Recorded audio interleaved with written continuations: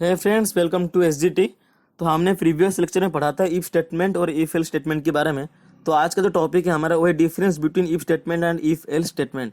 तो चलिए आज की वीडियो शुरू करते हैं।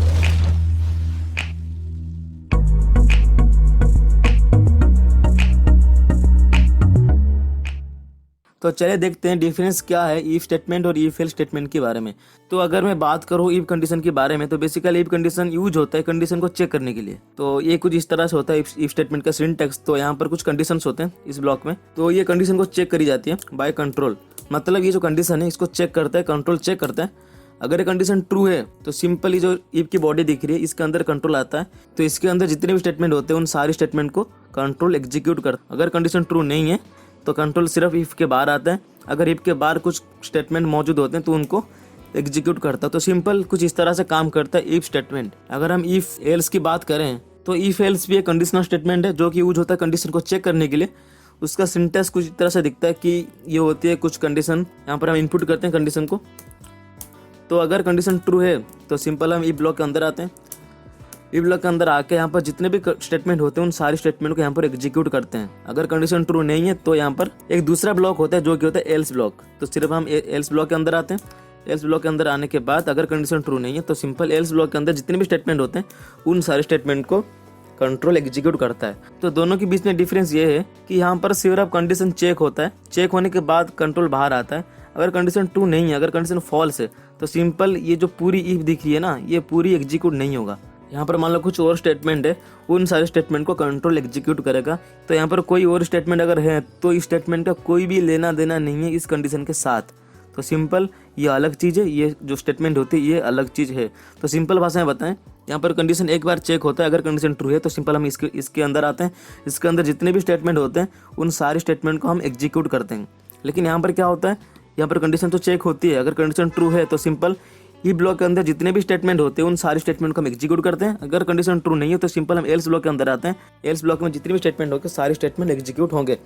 तो सिंपल भाषा में बताएं, यहाँ पर जितने भी स्टेटमेंट होते हैं इन सब का लेना देना होता है इस कंडीशन के साथ कि ये डिपेंड करते हैं कंडीशन ट्रू है या नहीं। अगर कंडीशन ट्रू है तो भाई हम एग्जीक्यूट नहीं होंगे, अगर कंडीशन ट्रू नहीं है तो हम एग्जीक्यूट होंगे। तो इसका साफ सब लेना देना है इस कंडीशन के साथ। लेकिन यहाँ पर क्या होता है, यहाँ पर कुछ स्टेटमेंट होते हैं इनका कुछ भी लेना देना नहीं होता इस कंडीशन के साथ। तो सिंपल एक डिफरेंस है इफ स्टेटमेंट और इफ एल्स स्टेटमेंट के बीच में। तो इसको डीपली समझते हैं। तो यहाँ पर मान लो मैंने कुछ इस तरह से करा, मैंने कहा इफ जो 10 है 10 मॉड्यूलो 2 इक्वल टू 0। तो ये सिंपल से इफ स्टेटमेंट है। अगर कंडीशन ट्रू है तो सिंपल हम इफ ब्लॉक के अंदर आएंगे और जितने भी स्टेटमेंट होंगे इसके अंदर हम सारे इसको एग्जीक्यूट करेंगे। तो एक सिंपल सा इफ स्टेटमेंट था जिसके अंदर मैंने कुछ इस तरह से करा, यहाँ पर कंडीशन दिया कि अगर जो 10 है 2 से डिविजिबल है तो सिंपल जो कंट्रोल इसके अंदर आएगा, इसके अंदर जितने भी स्टेटमेंट होंगे उन सारे स्टेटमेंट को एग्जीक्यूट करेगा। तो ये सिंपल था इफ स्टेटमेंट की। तो एक सिंटैक्स था आपको बताने के लिए इफ स्टेटमेंट काम कैसे करता है। तो अगर मान लो ये कंडीशन ट्रू नहीं हुआ, अगर कंडीशन फॉल्स हुआ तो सिंपल कंट्रोल इसके अंदर जाएगा ही नहीं, कंट्रोल बाहर आ जाएगा। कंट्रोल बाहर आएगा तो मैंने मानो यहाँ पर मैंने करा system dot out dot println. तो यहाँ पर मान लो मैंने कुछ इस तरह से करा हाय।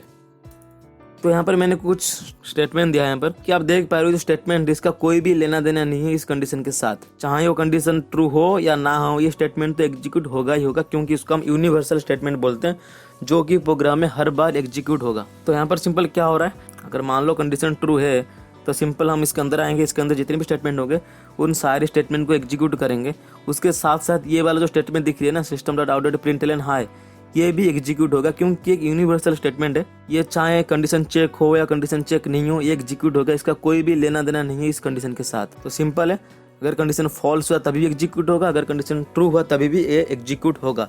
तो अगर मान लो मैंने कुछ इस तरह से करा, मैंने करा इफ 10 मॉड्यूलो 2 इक्वल टू 0। तो ये कंडीशन है। तो यहाँ पर कुछ स्टेटमेंट्स होते हैं, मान लो ये एक ब्लॉक है, ये ब्लॉक इसके अंदर कुछ स्टेटमेंट है। तो फिर मैंने करा यहाँ पर एल्स, जो कि हम कर रहे हैं इफ एल्स। तो मान लो एल्स ब्लॉक के अंदर कुछ स्टेटमेंट है, मान लो स्टेटमेंट जो है वो है सिस्टम डॉट आउट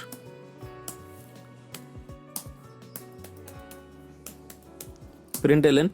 तो यहाँ पर हम सिंपल करते हैं इसको। तो यहाँ पर कुछ स्टेटमेंट है जो कि हाय। तो सिंपल है। तो यहाँ पर आप देख पा रहे हो, अगर यहाँ पर मैंने कुछ कंडीशंस इनपुट करा, अगर कंडीशन ट्रू है तो सिंपल कंट्रोल इसके अंदर आएगा ई ब्लॉक के अंदर। तो ये जो सारे स्टेटमेंट हो गए, यहाँ पर जितने भी स्टेटमेंट हो गए सारे स्टेटमेंट को एग्जीक्यूट करेगा। अगर कंडीशन ट्रू हुआ तो अगर कंडीशन ट्रू नहीं हुआ तो सिंपल हम इसके अंदर आएंगे एल्स ब्लॉक के अंदर। तो यहाँ पर जितने भी स्टेटमेंट हो गए, मान लो एक स्टेटमेंट है यही एक system dot out dot println hi, तो सिंपल ये हमको आउटपुट के हिसाब से शो होगा अगर कंडीशन फॉल्स हुआ तो हम कह सकते हैं ये जो स्टेटमेंट है इसका साफ साफ लेना देना है इस कंडीशन के साथ। अगर कंडीशन ट्रू हुआ तो ये एग्जीक्यूट नहीं होगा, अगर कंडीशन ट्रू नहीं हुआ तो ये एग्जीक्यूट होगा। तो यहाँ पर मान लो मैंने कुछ इस तरह से करा, मैंने करा इफ़ एक नंबर है जो कि है 10, मान लो नंबर है 10, अगर 10 0 से बड़ा हुआ तो इसको हम बोलेंगे पॉजिटिव नंबर। तो सिंपल है, अगर 10 0 से बड़ा हुआ इसको हम बोलेंगे पॉजिटिव नंबर।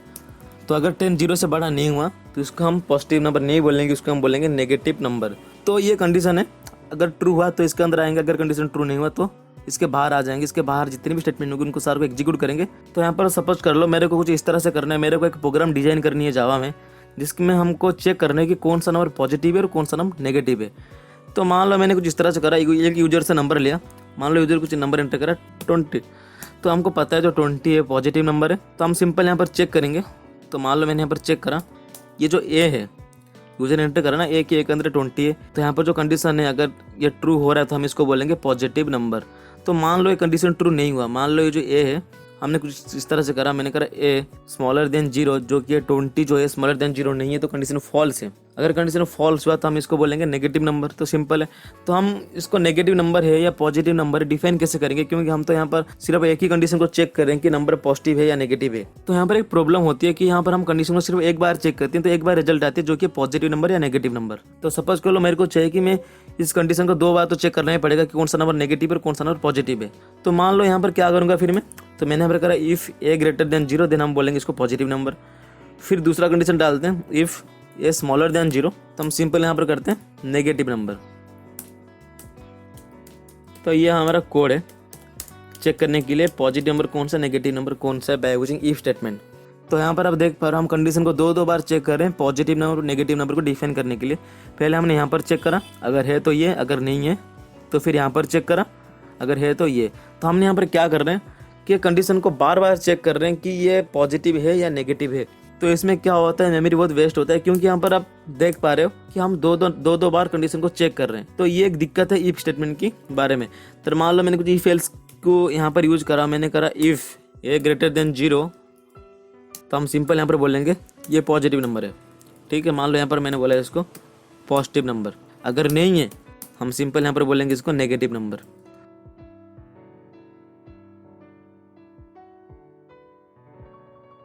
तो सिंपल आप देख पा रहे हो यहाँ पर कंडीशन कितनी बार चेक हो रही है। सिंपल यहाँ पर एक कंडीशन एक बार ही चेक हो रहा है, अगर ये है तो है, अगर ये नहीं है तो ये वाला है, समझ रहे हो ना। यहाँ पर लेकिन कंडीशन 2 बार चेक हो रहा था, लेकिन यहाँ पर कंडीशन को एक बार चेक कर रहे हैं। इसको एक बार प्रोग्राम में बना के देख लेते हैं इस प्रोग्राम में कैसे इंप्लीमेंट करते हैं। तो यहाँ पर जावा में प्रोग्राम करने के लिए जो टेक्स्ट एडिटर है उसको ओपन कर चुका हूँ, इसको एक बार सेव करता हूँ मैं। सेव कुछ मैंने इस तरह से करा test.java, जो कि हमारा जावा का फाइल का नाम। तो यहाँ पर जावा की जो फाइल है सेव हो चुकी है। यहाँ पर हम कोड लिखना शुरू करते हैं। मैंने करा क्लास का नाम करते हैं टेस्ट, फिर मैंने डिफाइन करता हूँ main method public static void main, फिर करते हैं स्ट्रिंग की एरे args। तो यहाँ से लेकर यहाँ तक मेन मेथड की बॉडी, तो यहाँ से लेकर यहाँ तक क्लास की बॉडी। तो यहाँ पर मैं सिंपल यहाँ पर कर रहा हूँ इंट a इक्वल टू 10। तो सिंपल है, ये जो 10 है ये एक अंदर स्टोर है, तो हम सिंपल a को रिप्रेजेंट करेंगे ई ब्लॉक के अंदर। तो मैंने करा इफ़ ये जो a है मतलब 10 है, अगर 0 से बड़ा हुआ, ठीक है, अगर 0 से बड़ा हुआ तो हम सिंपल यहाँ पर प्रिंट करेंगे system dot out dot println. तो यहाँ सिंपल हम प्रिंट करेंगे ये पॉजिटिव है,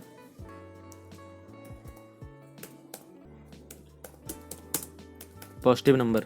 तो सिंपल है। तो एक बार तो कंडीशन चेक हो गया, फिर दूसरी बार चेक करते हैं कि अगर ये तो बड़ा हुआ तो ठीक है पॉजिटिव नंबर है, अगर छोटा हुआ तो सिंपल हम यहाँ पर करते हैं इफ़ ए लेस देन 0 मतलब स्मॉलर देन 0। तो हम सिंपल हम करते हैं system dot out dot println.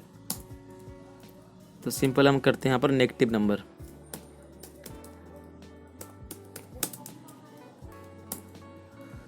तो एक छोटा सा प्रोग्राम था चेक करने के लिए कि नंबर जो 10 है पॉजिटिव है या नेगेटिव है। हमको पता नहीं नंबर 10 जो है पॉजिटिव है या नेगेटिव है, तो हम सिंपल इसको चेक कर रहे हैं। तो यहाँ पर 10 चेक होगा कि जो 10 है ये 0 से बड़ा है या नहीं। अगर 0 से बड़ा है तो यहाँ पर हम इसको प्रिंट करेंगे पॉजिटिव नंबर।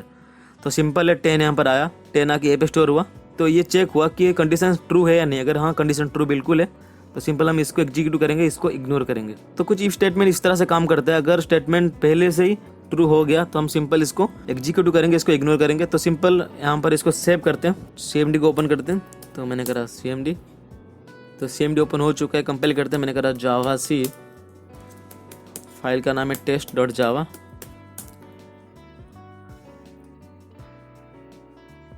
तो यहाँ पर बिल्कुल कंपाइल हो रहा है, इसमें कोई भी एरर नहीं है। इसको एक बार रन करते हैं, जावा टेस्ट। तो यहाँ पर सिंपल जो 10 है पॉजिटिव नंबर है, सिंपल यहाँ पर आउटपुट के हिसाब से शो करे पॉजिटिव नंबर। तो मान लो मैंने यहाँ पर कुछ इस तरह से करा -10। तो हम सबको पता है जो -10 है 0 से छोटा है, जो कि नेगेटिव नंबर। तो यहाँ पर पहले कंट्रोल यहाँ पर चेक करा कि यहाँ पर जो -10 है 0 से बड़ा है या नहीं, या छोटा है या नहीं। तो सिंपल है, ये जो कंडीशन है फॉल्स है, क्योंकि जो -10 है 0 से छोटा है। तो फॉल्स है मतलब कंडीशन यहाँ पर आएगा, फिर यहाँ पर चेक होगा कि ये जो -10 है ये 0 से छोटा है या नहीं। बिल्कुल छोटा है कि हमारे लिए कंडीशन ठीक है, तो हम सिंपल इसको प्रिंट करवाते हैं जो कि नेगेटिव नंबर। तो इसको एक बार सेव करते हैं, जो -10 है देखने के लिए पॉजिटिव है या नेगेटिव है।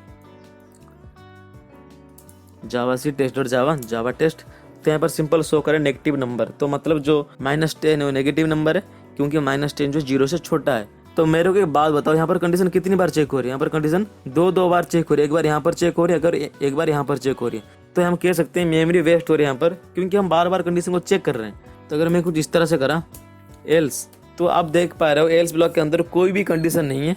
तो सिंपल है, अगर ये कंडीशन ट्रू है तो ये वाला स्टेटमेंट एग्जीक्यूट होगा, मतलब इफ ब्लॉक एग्जीक्यूट होगा। अगर कंडीशन ट्रू नहीं है तो सिंपल हम एल्स में आएंगे, इसको एग्जीक्यूट करेंगे। तो यहाँ पर आप देख पा रहे हो कंडीशन सिर्फ एक ही बार ही चेक हो रहा है, लेकिन रिजल्ट हमको वही मिल रहा है। तो इसको एक बार सेव करते हैं कि हम देखते हैं कि जो स्टेटमेंट है इफ एल्स से सही में काम कर रहा है कि नहीं।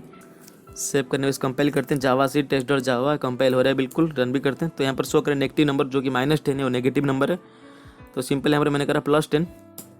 तो मान लो सिर्फ 10 ही है, तो 10 का मतलब +10 ही होता है। तो यहाँ पर 10 जो है 0 से बड़ा है, तो यहाँ पर ये वाला जो कंडीशन है ये ट्रू है। तो सिंपल है, अगर ये वाला कंडीशन ट्रू है तो यहाँ पर हम इसको एग्जीक्यूट करेंगे, जो कि है पॉजिटिव नंबर। तो इसको यार सेव करते हैं। सेव करने के बाद इसको कंपाइल करा मैंने, कंपाइल हो रहा है बिल्कुल। रन भी करते हैं। तो यहाँ पर सिंपल शो कर रहा है पॉजिटिव नंबर। तो ये था एक छोटा सा डिफरेंट इफ स्टेटमेंट और इफ एल्स स्टेटमेंट के बारे में, कि इफ स्टेटमेंट कंडीशन को कैसे चेक करी जाती है, इफ एल्स में कंडीशन को कैसे चेक करी जाती है। तो ये था छोटा सा प्रोग्राम। तो आशा करता हूँ आपको समझ आई होगी सारी चीज़ें। तो आज के लिए बस इतना ही, मिलते हैं नेक्स्ट वीडियो में। Thanks for watching.